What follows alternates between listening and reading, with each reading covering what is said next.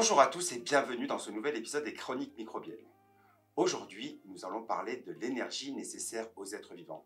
Parce que pour vivre, bien évidemment, un organisme a besoin d'énergie.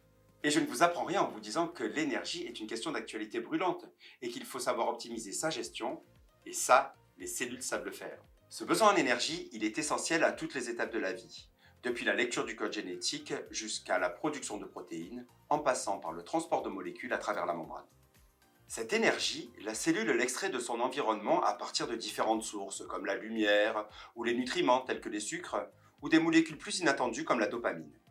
Ce neurotransmetteur associé à la notion de plaisir chez les êtres humains peut être utilisé pour la croissance de certains micro-organismes. Une fois extraite de son environnement, la source d'énergie est transformée en une forme d'énergie utilisable par la cellule. La conversion d'énergie, c'est ce qui se passe par exemple dans un moulin à vent. L'énergie éolienne est transformée en énergie mécanique pour moudre le blé et obtenir de la farine. Bonjour, je m'appelle Marianne et je travaille en tant que doctorante dans l'équipe d'Axel Magalon qui étudie la respiration bactérienne. Attention, en termes de respiration, on ne parle pas de respiration pulmonaire, inspiration, expiration, mais plutôt des différentes étapes permettant de convertir l'énergie au sein des cellules. Et comme cellules, nous étudions les bactéries. La bactérie est un bon modèle d'étude parce qu'il est à la fois simple, puisque le plus souvent unicellulaire et dépourvu de noyaux, et à la fois sophistiqué. En effet, les bactéries sont présentes partout sur Terre, puisqu'elles sont capables d'utiliser d'innombrables sources d'énergie pour survivre et se multiplier.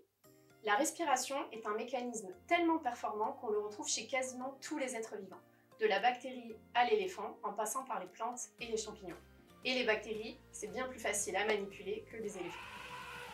Ce mécanisme universel a été découvert par le biochimiste anglais Peter Mitchell à travers la théorie chimio-osmotique, ce qui lui a d'ailleurs valu le prix Nobel de chimie en 1978. Et alors Marianne, peux-tu nous expliquer comment s'opère la conversion d'énergie d'un point de vue moléculaire ? L'énergie, au départ, elle est sous forme d'électrons, notamment au sein des liaisons entre atomes au cœur des molécules.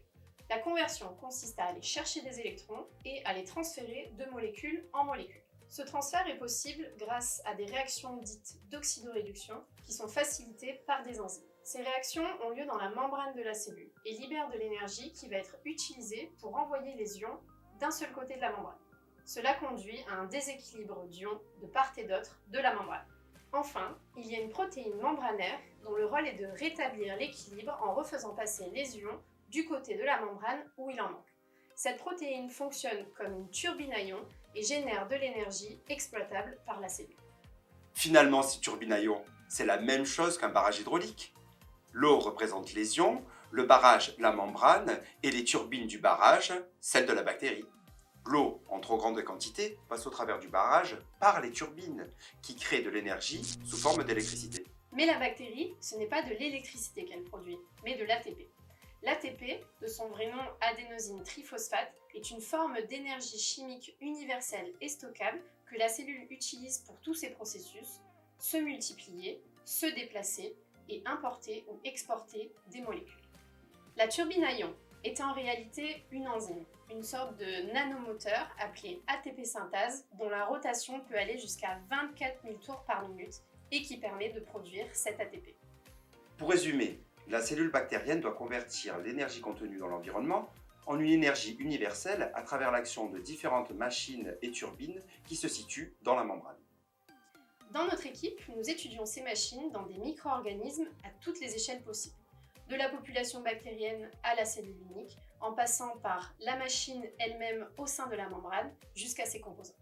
Pour cela, nous réalisons des expériences dans le domaine de la biologie, mais également dans d'autres disciplines telles que la chimie, la physique ou encore les mathématiques. Nos projets sont donc interdisciplinaires et on est souvent amené à travailler en collaboration avec d'autres équipes, que ce soit en France ou à l'étranger. Un vrai travail d'équipe. Mais alors comment étudiez-vous ces machines dans la population bactérienne ? Le premier niveau d'échelle consiste effectivement à observer le comportement d'un groupe de cellules, puisque les micro-organismes ne vivent pas seuls ou isolés. Les individus au sein de la communauté n'utilisent pas tous les mêmes sources d'énergie. De ce fait, des échanges s'opèrent entre chaque cellule. Les bactéries peuvent-elles alors coopérer ? Tout à fait. Par exemple, une bactérie peut découper une molécule source d'énergie en petits morceaux qui seront ensuite utilisés par une deuxième bactérie. Il a même été constaté qu'au sein d'une population où les bactéries sont toutes identiques, la quantité de machines peut varier d'une cellule à une autre. C'est donc une population hétérogène dans laquelle il y a des cellules qui vont produire beaucoup d'énergie et d'autres moins. Mais du coup, à quoi sert cette hétérogénéité? C'est l'une des questions à laquelle on essaye de répondre. Est-ce un avantage pour survivre dans l'environnement, un mécanisme d'adaptation, et si oui, comment ça marche? Après la population, le niveau d'étude suivant est la cellule unique. Et on va par exemple regarder où se situent les différentes machines au sein de la membrane. En fait, il se trouve que la membrane est un environnement très encombré où il est parfois difficile de circuler. Et pourtant, entre les machines, des informations doivent être échangées. La membrane, c'est comme une plage bondée, pas facile d'avancer. Comment l'information est-elle transmise? Ces informations passent par des navettes qui se déplacent librement dans la membrane et on les appelle les kynones. Ne pourrait-il pas y avoir une organisation particulière pour optimiser le transfert de l'information, avec le rapprochement des machines par exemple? C'est exactement ça. Au laboratoire, lorsqu'on regarde au microscope la localisation dans les membranes à l'échelle nanométrique d'une ou plusieurs de ces machines, on observe que lorsque la source d'énergie est présente dans l'environnement de la bactérie, les différents exemplaires de cette machine localisent au pôle de la cellule. Quel mode d'organisation est alors préférable pour un transfert d'énergie efficace? Pour répondre à une telle question, l'équipe collabore avec des mathématiciens afin de modéliser ce phénomène de regroupement au pôle et décrire ses propriétés. Mais il est probable qu'il n'existe pas un, mais plusieurs modes d'organisation efficaces. Et alors, ces machines qui convertissent l'énergie, qu'est-ce que c'est exactement? Eh bien, ce sont des protéines, c'est-à-dire des macromolécules constituées de plusieurs centaines d'acides aminés. Et ces protéines, ce ne sont pas n'importe lesquelles, ce sont des enzymes, c'est-à-dire des protéines dotées d'une activité. Elles sont capables de transformer un composé en un autre par une réaction chimique. Ce type de réaction s'accompagne d'un transfert d'ions et d'électrons. Et c'est ce que l'on appelle une réaction d'oxydoréduction. Ces réactions sont influencées par la présence d'oxygène dans l'environnement. C'est pourquoi nous devons souvent réaliser nos expériences dans une enceinte à atmosphère contrôlée, une boîte à gants comme celle-ci, qui permet de manipuler les protéines en absence d'oxygène. Ces réactions chimiques dépendent aussi d'autres éléments, des métaux comme du fer, du cuivre ou du molybdène. Au cours de ces réactions, les électrons éjectés transitent au sein de la protéine via ces métaux et sont ensuite transférés d'une protéine à une autre par les kynones dont on parlait tout à l'heure. Pour conclure, au niveau de la membrane, des machineries ou enzymes extraient à partir de sources d'énergie de l'environnement des électrons et des ions qui circulent au travers des navettes que sont les kynones. En parallèle, des ions se retrouvent de l'autre côté de la membrane et c'est ce déséquilibre d'ions de part et d'autre de la membrane qui va être exploité par des turbines pour créer de l'ATP. ATP qui permettra aux bactéries de faire ce dont elles ont besoin. Il existe encore beaucoup de choses à découvrir sur la manière de convertir l'énergie au niveau cellulaire. Si aujourd'hui nous avons vu le système de conversion le plus universel, il en existe au moins deux autres.